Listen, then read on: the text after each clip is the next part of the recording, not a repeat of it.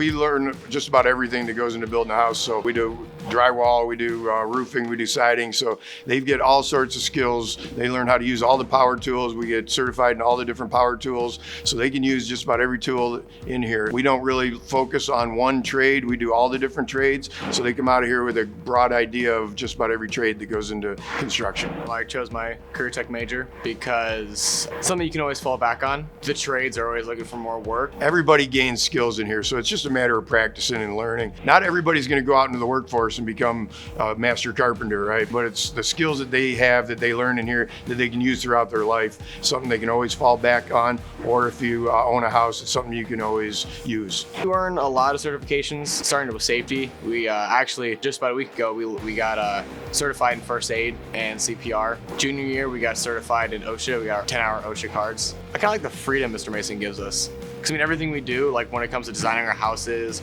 our roofs, and everything we want to do, he gives us the basis of how to complete and how to design it, and then he sets us free. We have a lot of freedom when it comes to that stuff. That's what I like about this class. In any of the trades, the students come out of the school are going to be heads and tails above anybody else. They know how to use all the tools. They know how the houses are built, so they've got a lot of knowledge there, so they can go straight into the workforce. Lots of kids that go straight into an apprenticeship with the different unions, or they can go straight into college. Coming out of here, you can get into construction management degrees, architecture degrees, engineering degrees. So there's lots of different pathways that you can find.